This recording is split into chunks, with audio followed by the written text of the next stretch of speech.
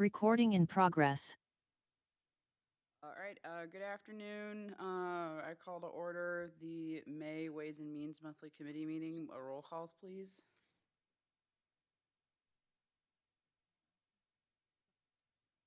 Sims. Here. Alderman Gould.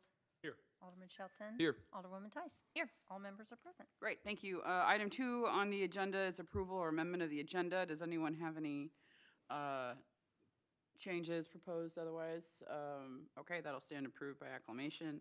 Item 3 on the report, item 3 on the agenda is report of the committee chair and alderman. I have no report. Alderman Gould? No report. Alderman Shelton? No report. Alderwoman Tice? No report. All right. Item 4 on the agenda is the city administrator report. 4A is the investment report. Who's taking the lead on that? Brad Lucan should be online. Okay, I see him. Brad, Here. can you, the floor is yours. Hello, can everybody hear me okay? Yes. I see myself. Well, greetings We again. see- I feel we like see the you last too. 2 months have been in the car. I need to get home more. Thank you for having me. So tonight I wanted to just run through earnings for the various accounts. As you guys know, we manage the investment and the debt service reserve funds for the 2014, 15, 17, 18, and 19 accounts. In addition to that, the 2018 and 2019 project funds, which are winding up as we speak. And then your custody fund, which is just some excess general funds. Hopefully you have a one-page summary entitled Earnings Report, and you'll see there to date, all interest that has been earned has accumulated to $2,315,846. And we're kind of maintaining that low $60,000 a month in interest earning threshold. In addition to that, I always like to give you guys a little bit of a nugget. The last couple months have been on the market, but Bola has just asked me to talk to you just briefly about the different types of securities that you own in all of these accounts. So I'll touch on that. These are all the safest types of securities the world has. They are permitted under the state investment policy and your internal investment policy. They are U.S. Treasury bonds, U.S. government agency bonds, a very small percentage in commercial paper, which is high-rated corporate debt, corporate bonds, and some certificates of deposit. So those are all fixed income investments. We know what your earnings are. They don't fluctuate. And we can forecast those earnings. So I think that's all that I have for you, unless anyone has any questions. I see no questions on the committee on our end, just that's great news. Keep up the good work. All right, fantastic. Will do. Great. Thank you, Brad. Okay, thank you. We'll, have a good evening. Move on to the next item under the city administrator report, which is 4B. That's the discussion of implications of Maplewood settlement on our insurance at the St. Louis Area Insurance Trust. Do we have? John Sharpie's online for that. Okie doke. Hello. Hi, John. I hope that Bola, you got some emails in advance of the meeting. We all read in the paper about the Maplewood settlement of that class action lawsuit, and we wanted to just have an understanding of what the implications of that settlement has on our insurer. Sure. So the good news is there's no real implications going forward. The claim dates back to 2016. So since shortly after that, Slate has been, we call it reserved. We've had funds set aside for what that settlement may be. And I don't know if you're familiar with the mechanism that Slate has, but by being a self-insured group trust, we take the retention up to a certain amount, and then above that amount, we buy what's called excess insurance. So this wasn't all Slate's money, but the good news is the money that Slate did have to pay for it has been reserved since at least 2017. And claims like this are a liability on our balance sheet. So that liability has been there. Now that liability has just been transferred to a paid amount instead of a reserved amount. There were some questions about whether we should be paying a class action claim. And when Slate was set up in 1986 or so, we took some other insurance carrier forms and in essence duplicated those. And so Slate did and does have a class action exclusion in it. That's actually titled class action exclusion. But when this claim was filed, it got into litigation, and there was some challenges to the wording in our class action exclusion that legal representation recognized would potentially be a challenge for Slate in defending it. So Slate has, subsequent to that, has solidified, has gone back through and redone our class action exclusion. So a similar claim like this in the future would not be covered for Slate. So the go forward for it is that we should never have another claim that has an occurrence date from here going forward that Slate would be on the hook for. And fund balance, I mentioned that this claim has been reserved for a significant period of time. So fund balance within the last year, fund balance actually has gone up. It's gone up by about $3.7 million, an increase in fund balance of $3.7 million. So even with the settlement of this claim, Slate's financials continue to improve. Are there any pending class action lawsuits that may fall under that type of, I guess, clause that's now since been amended? Yes, there are two other claims. One has tentatively been settled through mediation, and the other is progressing. There are two that, and they both, again, are reserved within our financials. So even after the settlement for them, I don't anticipate that there's any negative implication directly to the fund balance. So we had three different class action claims that were for similar situations that all came within, I think it was within a 6-month time period. Those are all 2016, maybe 2017. I have to go back and look, but nothing has happened since then. And we have around that same time period, Slate solidified that class action exclusion. So we don't anticipate any further similar claims. Does the committee have, do you have any questions, Alderwoman Tice? Of course I do. Of course you do. I rely on it. So, John, I have a question about I have several questions about what you just said, and thank you for the update. First of all, just on the fund balance, the state audit that came out from a couple of years ago split the fund balance into healthcare and then liability. So is this 3.7 million fund balance addition that you're talking about coming out of the healthcare side or liability, and how much is set aside for liability, and are we secure with what's in that non-healthcare part? Okay. So the increase is we actually have three different buckets, if you will. It is a combined financial statement. So the combined financial statement takes into account all three buckets. The buckets are work comp, liability, and healthcare. So each one of those, let's call it a separate program. When we do our budget each year, we budget for the expected losses, the premiums that are going to come into each one of those buckets. But the financial statement, again, is a combined financial statement. So the fund balance goes through the combined for each one of those together. And all three of those certainly did improve over the last 12 months. So that's the amount that I mentioned of the increase in fund balance relates to all three funds. So what is the fund balance in workers' comp and liability versus healthcare? So our work comp fund balance improved by $4.7 million in the last 12 months. Our liability fund balance improved by almost $1 million in the same time period. Okay. So I guess with regard to Maplewood, it's good news for Brentwood that we're not impacted. But and while I'm not awake at night worrying about a class action lawsuit against Brentwood, but where would we be if a class action lawsuit was filed against us, then do we have no coverage at all from Slate?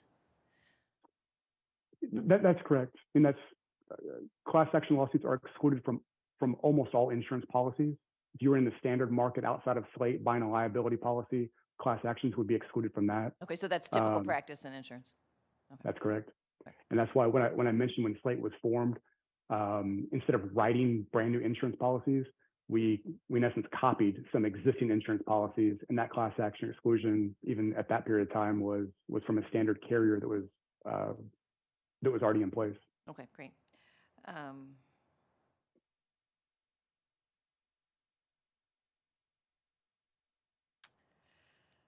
So you got some of my questions.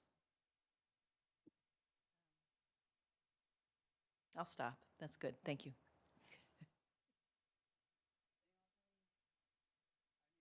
That's a great answer.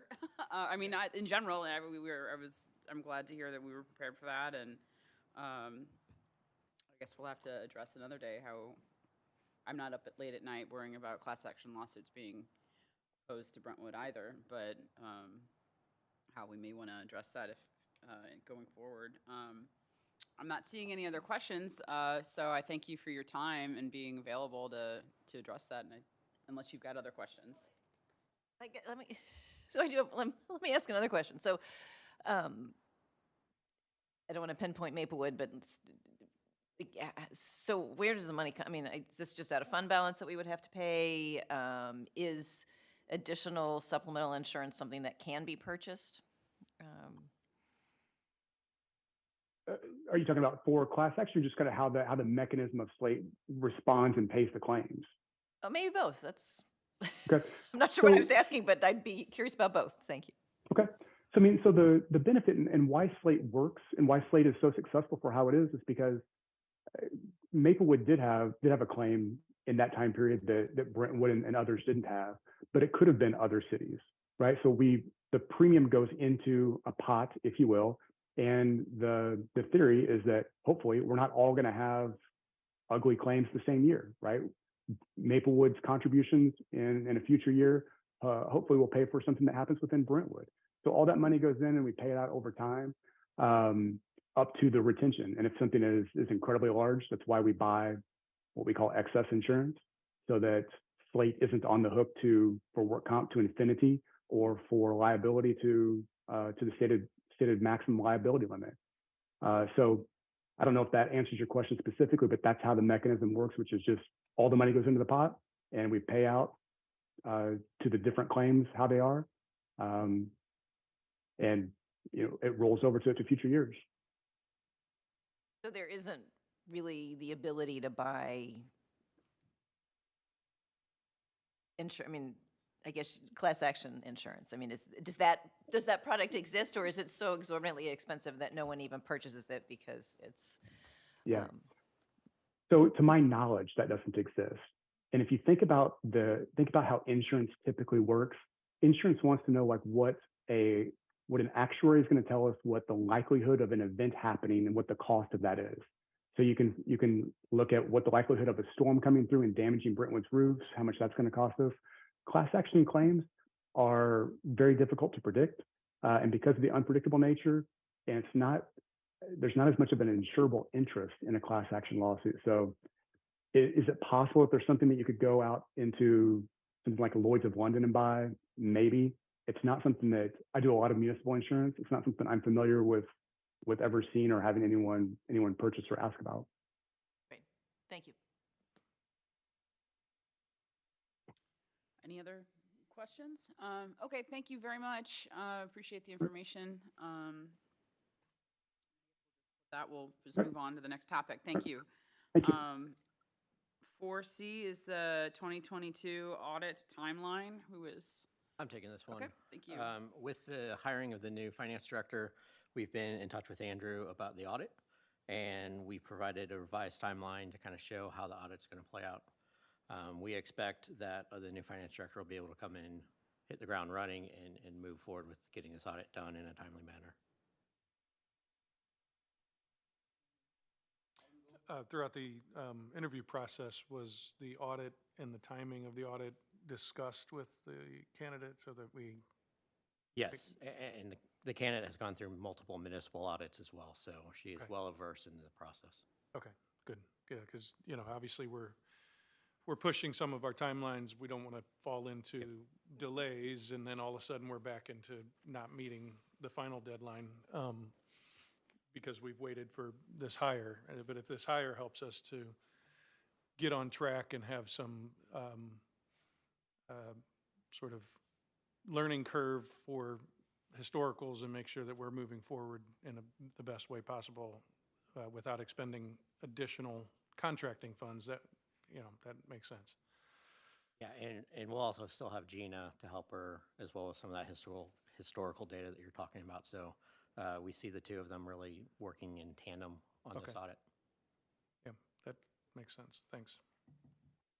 And I would just add, I mean, that's great that we're set to be on track. I mean, I guess, I know Bull's not here, but I know that we'll just periodically want to be kept updated in terms of progress as is proceeding as expected, or if there are unexpected delays, just so we can just keep eyes on it. Be happy to introduce is the wrong word, let the new finance director know that she'll have a monthly update at Ways and Means to let you know where everything's going. Happy to I'll let Jason tell her that the first day. Well, give her a little of the history too, since she knows why we Yeah. are No, but I think preoccupied with that issue. I think it's easy enough for us to provide a month, an update every month. Right, thank you. Are there any other, not seeing any other questions on that one. 4D is the information regarding healthcare and vision care premiums for fiscal year 2023 and 24. So this is the same type of thing that we go through every year. Basically, we have our renewals for the variety of our plans, including medical, dental, vision, and then the life insurance, AD&D, short and long-term disability. They all come due in July. As such, that's usually when we'll see if there is going to be a rate increase going into effect. And we do budget for any rate increase when we go through the budgeting process the year prior. This year, for the first thing I'll cover will be the slate for health insurance. We are seeing a 4% rate increase, again, not out of the question. Last year we saw a 7% increase because of the lingering effects of the pandemic. This year it's at 4%. The incoming rates are at the very bottom of the form, so that shows what the city's ultimate liability will be with regards to that.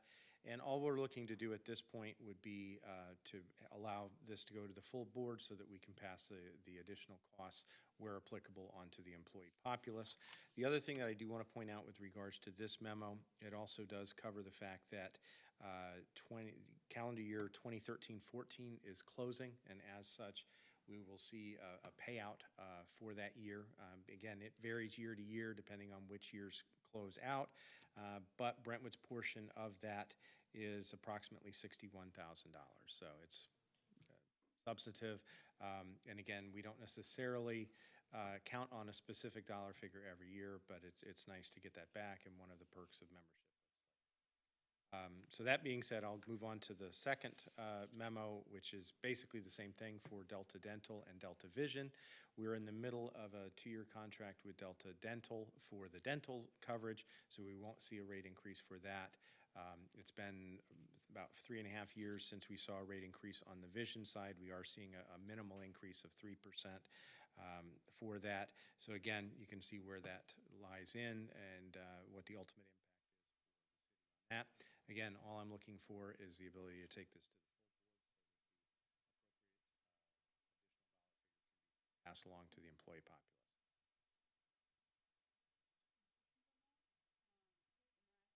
I didn't entertain a motion to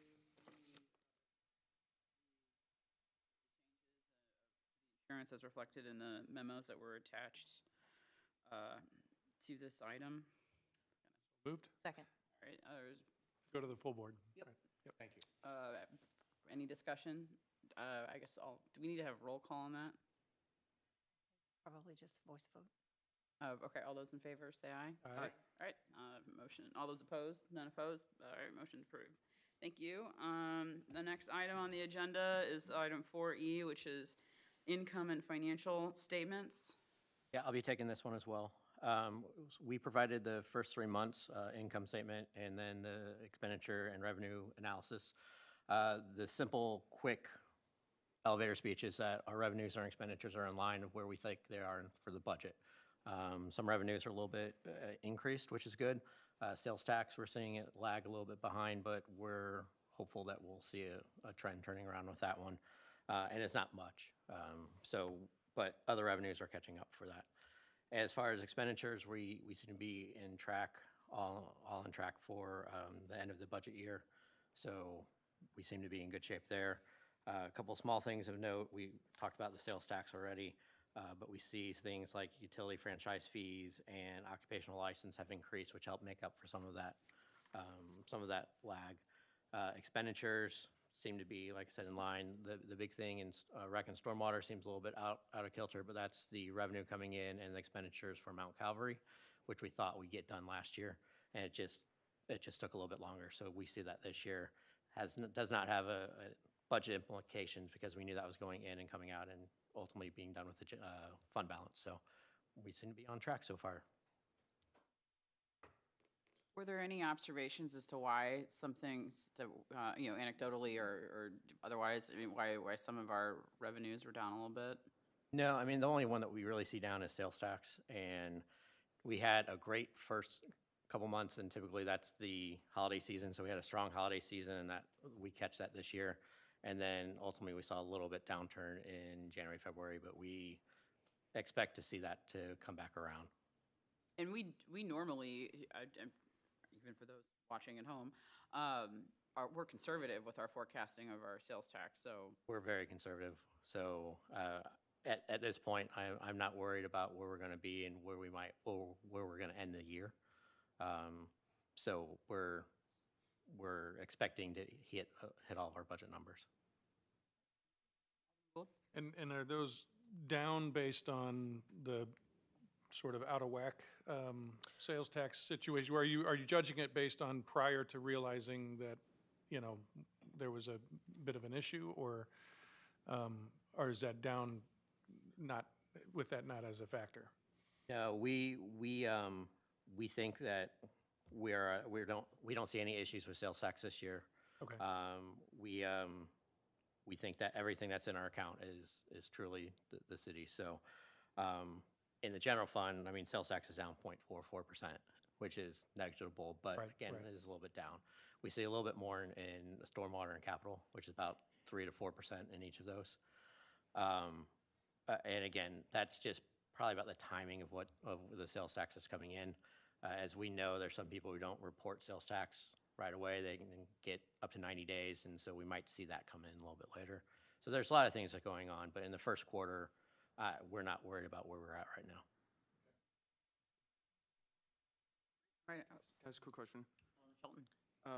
And I know this has been explained to me before, so I apologize, but so the occupational licenses, the reason we've collected the majority of that, is that because of the yearly business licenses, or why is that that's the reason for that? Yeah, business license come the first quarter of the year.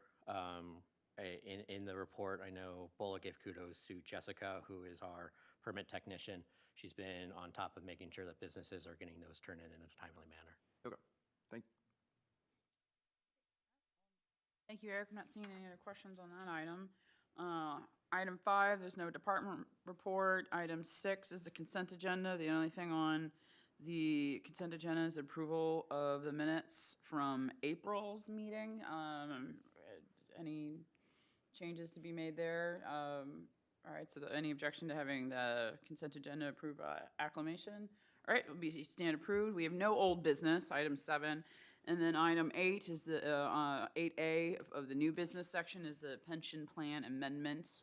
An ordinance providing for the adoption of the Third Amendment to the Fifth Amended and restated Police and Firefighters Pension Plan, providing for the repeal of all conflicting ordinances and providing for the effective date of this ordinance. And obviously, we have Mike Lane here to give you guys a little Good evening, Mike Lane. I'm partner with Thompson Coburn, representative of the Board of Trustees for the pension plan.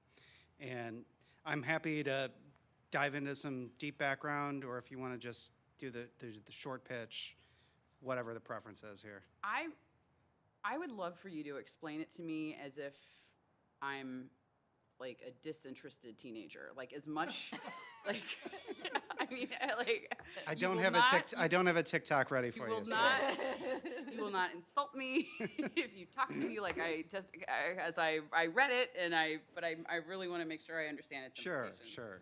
Yeah, so the pension plan is a defined benefit pension plan that provides an annuity for life for folks who are eligible and who retire from the police department or the fire department of the city.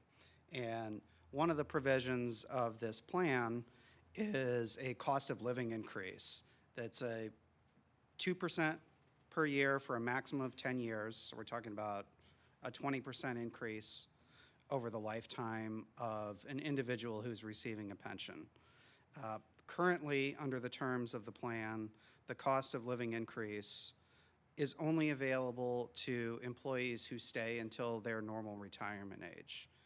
The normal retirement age under the plan is age 55. So in addition to being age 55, you also have to work for 20 years for the city in the department. And once you've hit that 20 years and you've hit that age 55, you're eligible for the cost of living increase on your pension once you retire. If you leave before your age 55, you can draw your pension starting at age 55. So if you leave at 40, you leave at 35, whatever age you leave, you start drawing your pension at age 55. No matter how many years of service you have, if you leave before 55, you don't get the cost of living increase, okay? So part of the concern on behalf of the board is that that's putting some stress in a couple of different areas, including both HR and the plan itself. So from the standpoint of the peace of mind of the employees who have been long-serving to the city, once they've been here 20 years and all they know they have to do to get the cost of living increase on their pension, as we're all feeling with inflation these days, is that I gotta stay to age 55, otherwise the value of what I'm getting from the city ultimately when I retire, when I am 55, is gonna be less than what it would be if I was eligible to stay. And so the idea here is to remove the age 55 requirement on the cost of living increase so that folks who are long-term servants of either of the departments would be to allow those folks to move on if they so desire, take another position so that they could then draw their pension once they are 55 and still get the benefit of that cost of living increase going forward. The problems that it's causing include things like folks staying beyond the age where they're necessarily able to perform the duties of both the police and the fire departments. So folks who, may be thinking, maybe I could take a position in another municipality within the region and earn more benefits somewhere else. In the back of their mind, they're thinking maybe I don't want to do that because I lose out on a significant portion of the value of the pension that I've earned by not staying till 55. A secondary result of that is that folks tend to stay longer and then maybe apply for a disability pension, because if you are disabled under the terms of the pension plan, you're unable to perform the duties and responsibilities of your position, you can start drawing a pension immediately. And we've seen an increase in these types of disability applications in recent years for various reasons. But being small departments within the St. Louis region, it makes it a little bit difficult for folks who have any kind of physical or mental impairment, because there's really a lack of quote-unquote desk jobs or something that is light duty, the folks who are working in these departments are really expected to be, out in the field at all times. So anybody who's experienced any kind of physical or mental distress and is unable to perform that can then apply and get a disability pension earlier than they would otherwise be able to draw a pension. In terms of the costs of this, the board has explored. I just, Yeah, I, sure. I just want to make sure, I've taken in everything you said, and I think I understand it. I want to make sure I understand it. So, let's say I'm 21. It was a long time ago, but I'm 21. I'm hired by the Brentwood Fire Department. I put in 20 years. I'm 41. And I'm eligible for retirement after having done that 20, right? So Right. as it's current now, if I retire, I have to wait till I'm 55 to draw that pension, and I don't get the 2% increase. Correct. Did I say that correctly? Correct. Okay, That's good. correct. And then next scenario, I'm 21, I put in my 20 years, I'm 41. What does that, and if under the new proposal, are you saying when am I eligible to withdraw? Am I eligible to withdraw that pension at 41? No, good question. You're still only eligible to withdraw it at 55.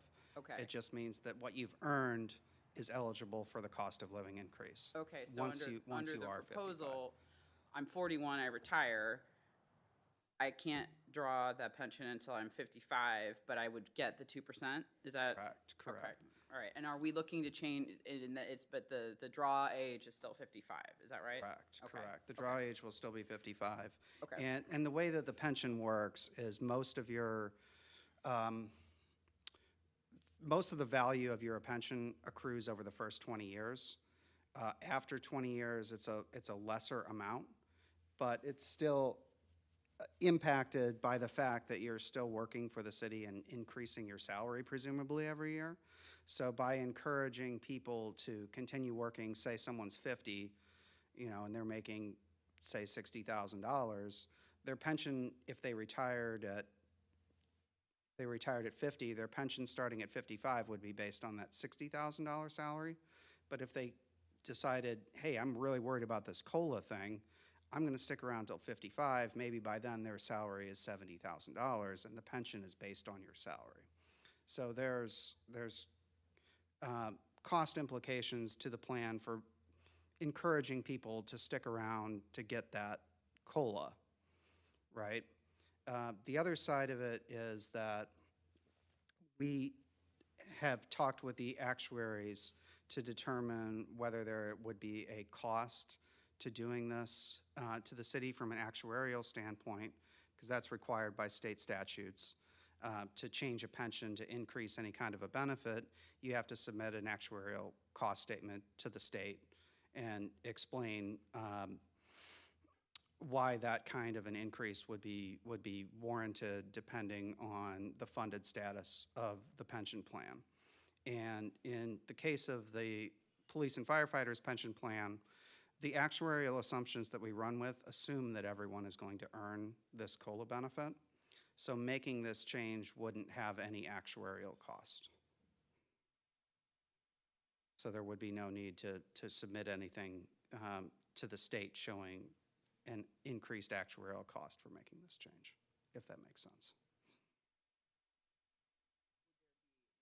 Fact increase cost. It's really hard to say because it depends on individual decisions. I mean, on the one hand, you would be providing a cost of living increase to folks who wouldn't be entitled to it if they leave early.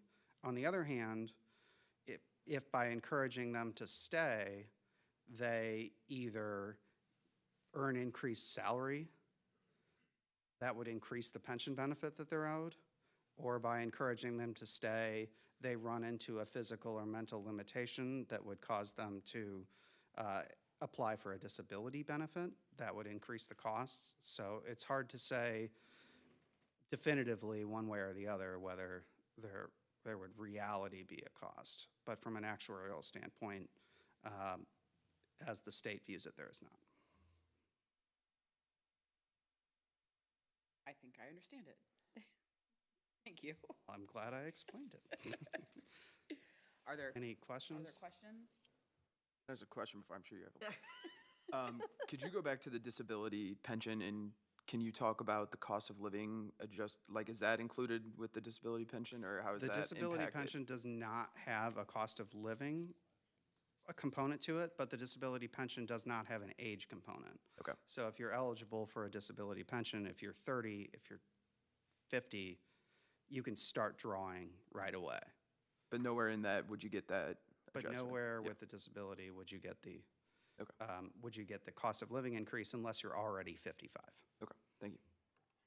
And I guess the calculation is a function of when you stop working, and Correct. then with, perhaps, including perhaps this additional adjusted living. It's it's a function of your final salary and your years of service.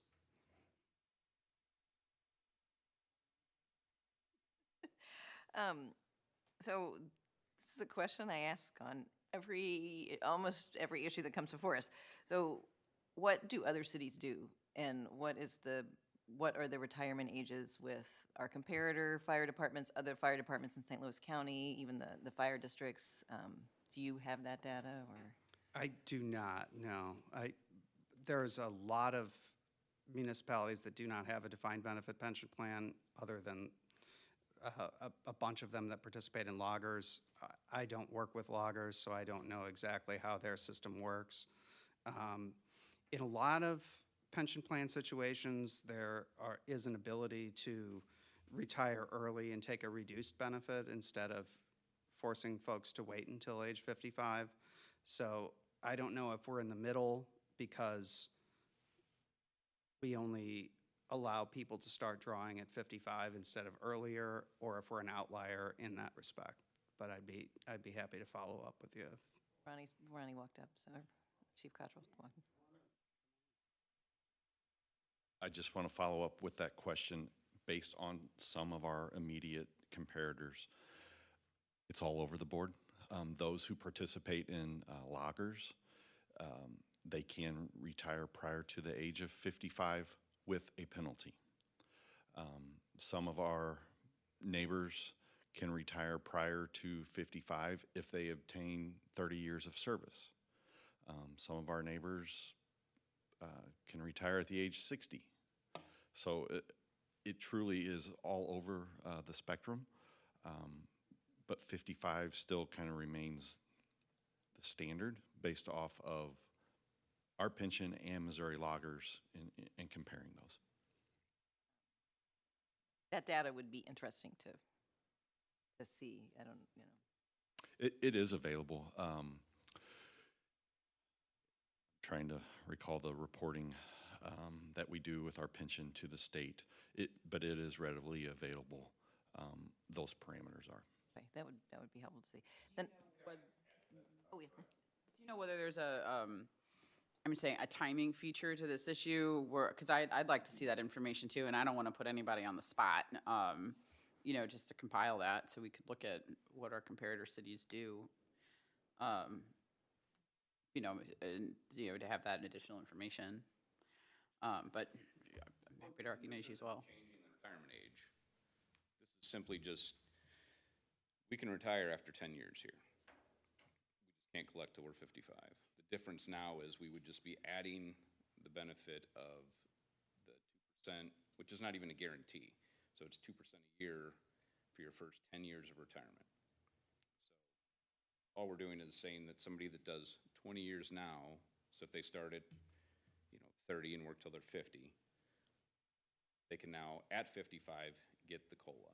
And the whole reason this was brought up was because of, obviously now mental health is a lot bigger issue, and they're starting to see things, they've always been there, they're just starting to document things that have not been there in the past with regards to such things as PTSD, officers working 30 years on the road, seeing those things, firemen working 30 years on the road. We obviously know there's a lot more to it now, and that compiling of incidents throughout their lives, what this would allow is say somebody did start at 30 years old, did 20 years and they're 50. Mentally, they can't handle the job anymore, but they know if they just wait that 5 years, Now we've got this ticking time bomb working here because mentally they can't do the job, but they want that extra COLA. This just gives them that opportunity. You know what, I better step back from this job. I can't handle it. That's how this came about.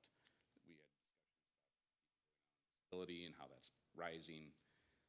So this gives somebody the ability, if they're at that point, they have that option now. They can go, know that they'll get that 20% once they retire over a 10-year period, if we vote it in every year, because it all depends on how the pension's doing. So I just wanted to make sure you guys lowering the age of anything. It's vested at 10 years.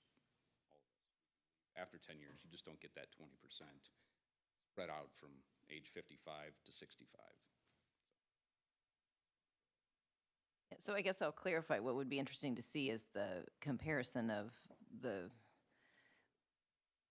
who has defined benefit plans and like who's in loggers and just, I mean, not exhaustive, but just, you know, if they have a plan like ours, what are the parameters that go with it? But then like it would be interesting to see if like, I don't know, Maplewood and Richmond Heights, they're in loggers. And so these are the sort of the and loggers rules, I imagine, are the same over multiple entities, but that would be. Oh, yeah. So then I guess I can ask Chief Cottrell.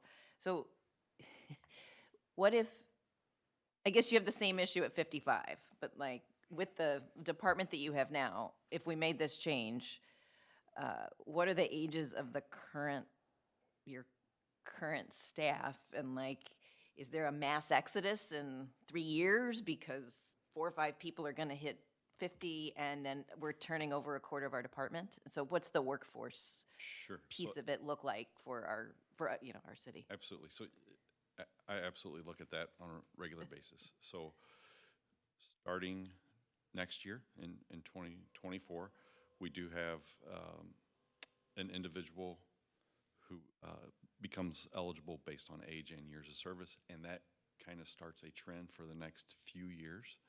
So I would anticipate 7 to 8 individuals in the next few years. I say in about 7 years. So yes, a third of our department in about a 7-year time span. We've seen greater in our department. You know, we've seen greater numbers in retirements and waves, but that's forecasted. That doesn't account for injuries, illnesses, but that's based on age and years of service.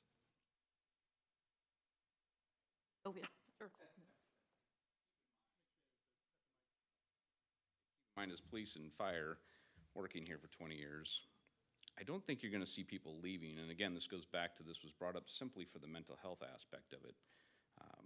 When you're working here, it's hard to walk away from a job like this. We do get paid well. We have 20 years of experience in one thing. We can't just go out and get any old job and make what we're making here. So it's not like people are gonna be like, all right, I can go get that IT, well, no, you can't. We don't have that experience. So there's not a lot of jobs that we can just walk into. So I don't think you're gonna, this isn't designed to like get the police and the fire guys to retire at 20 years. This is more so for the fact of, you know, Bill over here is just mentally not able to keep up with this job. At least now he has that opportunity. Well, you know what, I don't have to make that 55 age anymore. I've got my 20 and I've served this populace for 20 years. You know, maybe it is time for me to get out of this job. You know, wherever. So that was the whole idea of it. But obviously there's sure, there are people that could, I guess, go and find jobs that pay well. That opportunity's not there, that, you know. So then my next question is, like, regardless of this change, do there need to be additional or different mental health counseling help for Well, so our officers? I mean, Just passed that it's a state statute now that we have to talk to a counselor every year. Okay. Now it's mandatory. That was never a thing, and I think that's a great thing, because that's obviously gonna open some people's eyes to things that they were suppressing before. So that's kind of what's started. I mean, all this mental health stuff is what kind of started this conversation. That's why we're here today, for this purpose. It solely didn't have any other purpose than that. It just kind of opens that door for that person that can't make it through to age 55 on the road in a police car or on a truck, pulling hose, that's 55 years old is, pretty old in this job. And it's ever changing, and there's a lot more things thrown in our lap that way, so. But that might be, maybe not with this topic, but that might be worthy of discussion, because you could be 35 and have been doing this for 15 years and still have mental health issues, and that this dealing with the pension plan has nothing to do with someone's ability to come in and adequately do the job. So, and have support and resources to help.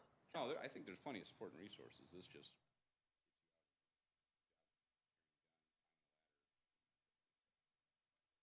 So we're like tag teaming. I feel bad. I hope we're being clear with our answers. The fire service, and it's, it's not a dig to the police service whatsoever, but the fire service, we've been tracking a bill at Jefferson City this year.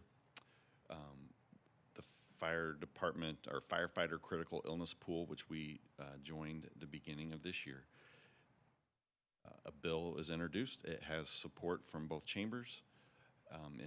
Does not have final approval yet, but it would add the mental health component to the critical illness pool with more funding than the cancer funding had. So with the sole intent to identify, treat, return to work as soon as practical. So yes, there are extra steps going in the background to address some of the items that we're trying to address here. Thank you. I'm finished.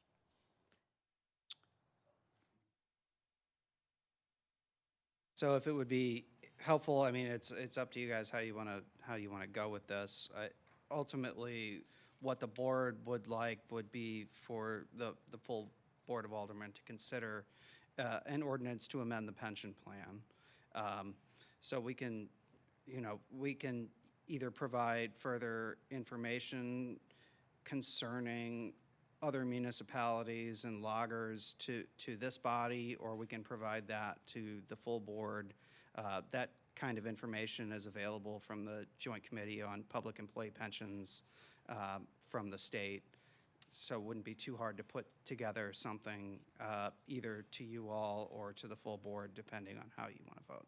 When would this change take effect? It would take effect for retirements after the ordinance is enacted. Okay, so it's upon its inaction. I mean, I didn't know, like, sometimes there's a timing with That's insurance. the proposal, yes. Okay, so yes. it would take effect upon its passing. I mean, Not for people who have already retired, only for current employees who have yet to retire after the enactment. I would like to see that information, because if we have that question, I'm certain other members of the board will have that question too. But in my view, that information kind of is what it is. I mean, and I'm happy, I welcome feedback from the committee. I don't necessarily need to delay forwarding this on to the board for consideration. It would seem to me that that is a document that could be part of our board materials at the next meeting, if that's something that can be prepared easily enough. So I'm sure the board would support asking me to put something together to do that if you guys would approve it, so. Do any of you have opinions about that approach so that it could go forward? I mean, I want to make sure we've answered your questions, and you bring up a good point, Alderman. I'm glad you identified that need for information. Know if we would see that and have different questions, or if should whatever the will of the group is. I don't know. Well, here's what I observe in mapping this out. May is our last month of 2 meetings a month before we hit the summer schedule of only 1 meeting a month. So, to me, that's the only component that I need to review in order to finally vote. And to me, it doesn't seem like, it seems like it might be a spreadsheet.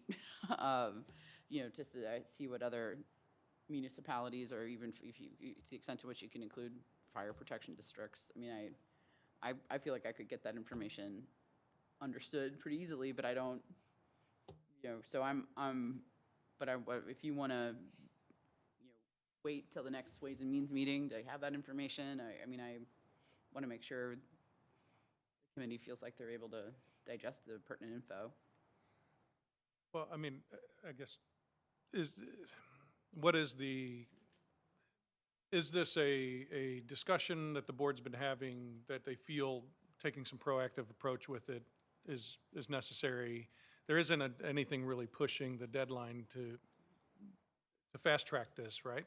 I mean, I'm not aware of any particular situations that, would necessitate an action in a matter of weeks, but it's something that the board has been considering over probably the last year or two, and probably even longer, since I've been working with the board for maybe 8, 9 years, and historically, they would rarely receive disability applications, and there's been a marked increase in disability applications, and those have generally been approved. And from the perspective of the board, this might alleviate some of the pressure and costs associated with providing disability pensions and paying for medical but were reviews those of folks. disability requests coming from people that were, say, 49 to 53? Yes, Okay, yes. okay. And then, so when you spoke about the stress on HR, can you, and you probably communicated what that is, but can you kind of expand on that a little bit more? Is that what you're talking about, or what, or is Jason, I don't know if that's something, I'd like to just put a finer point on what that I mean, meant. Jason's had to deal with the disability applications, which I'll let him speak to.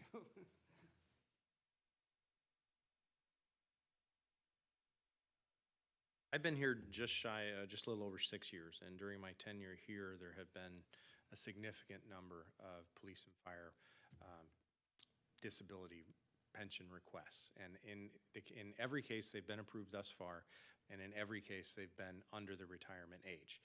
In several of those instances, it's kind of hard to say definitively looking back, but in several of those instances, I believe had something like this been enacted, those individuals may have walked away from the profession prior to the disability, and therefore still had that there. So the city incurred additional costs because rather than waiting until that individual hit the age of 55, they started that earlier because they went out on disability as opposed to taking on a secondary profession or something along those lines.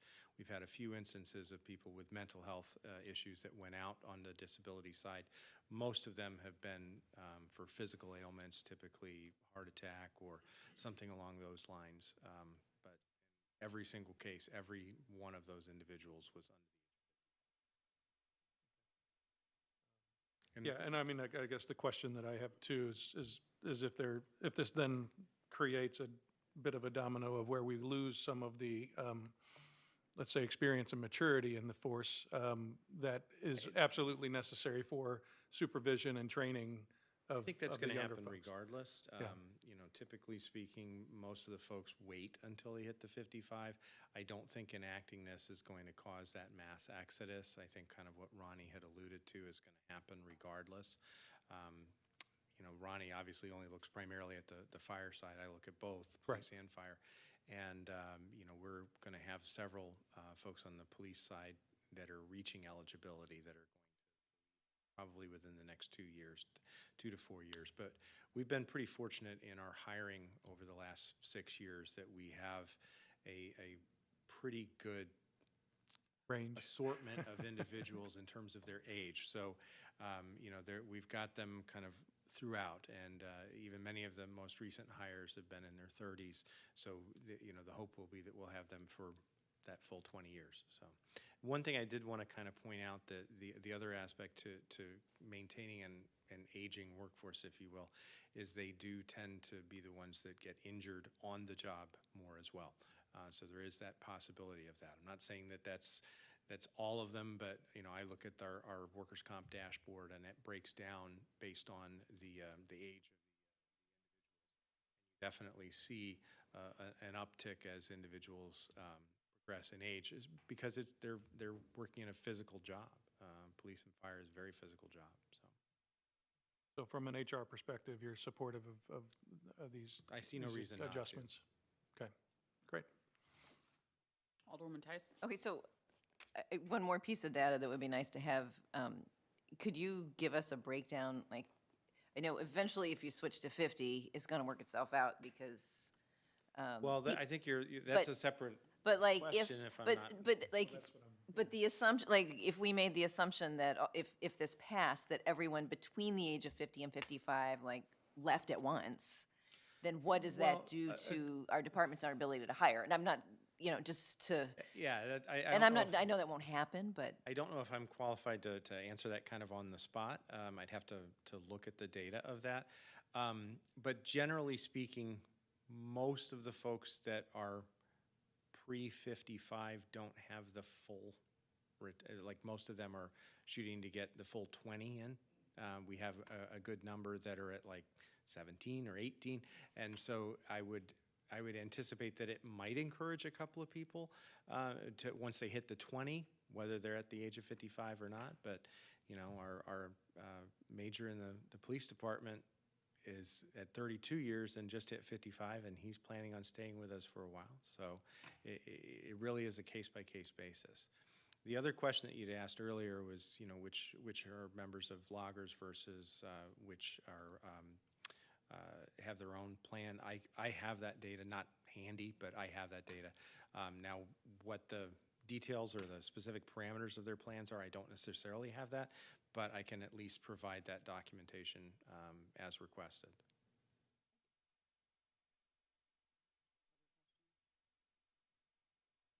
Well, I guess to force out your opinions on this, I thought I saw language up here. I would entertain a motion to recommend to the Board of Aldermen approval of an ordinance providing for the adoption of the Third Amendment to the Fifth Amended and Restated Police and Firefighters Pension Plan, and direct staff to, in advance of the next Board of Aldermen meeting, provide information about our comparator cities and with respect to their pension plans.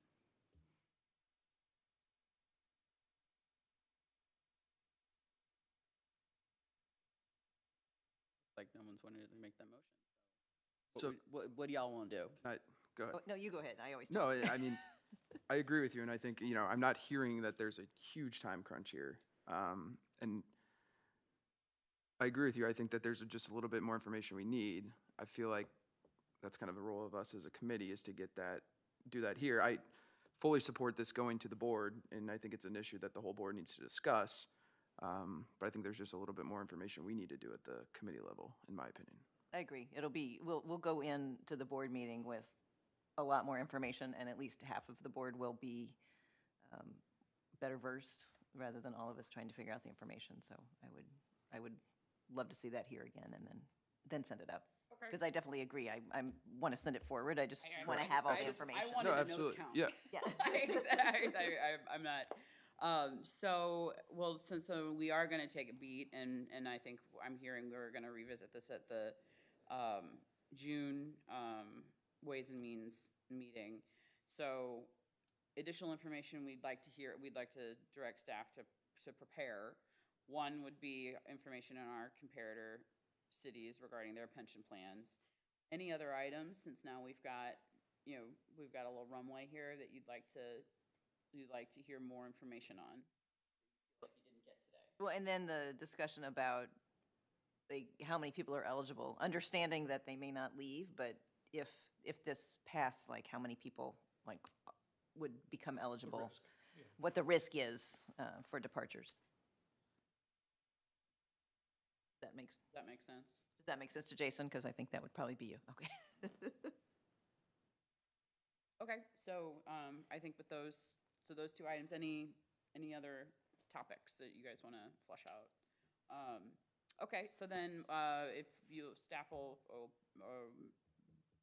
prepare that information, and then I think we'll plan to take it up the next meeting. And I thank you for your, or everyone's input today. It was helpful. So then we'll just, with that, we'll move on to item 8B, which is the fiscal year 2022 budget amendment.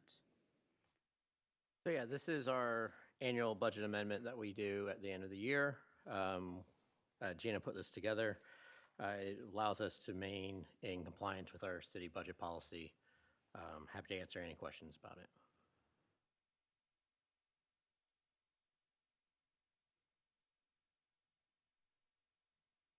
Not seeing any questions. Did you need, This would need to go to the full board for approval. so I guess at this point I'll entertain a motion authorizing this item to be presented to the Board of Aldermen for approval. So moved. Second. Okay, we got a motion and a second. Is there any discussion? Any questions? I'm not seeing any, so roll call, please. Alderwoman Sims. Yes. Alderman Gould. Yes. Alderman Shelton. Yes. Alderwoman Tice. Yes. Okay, great, motion carries.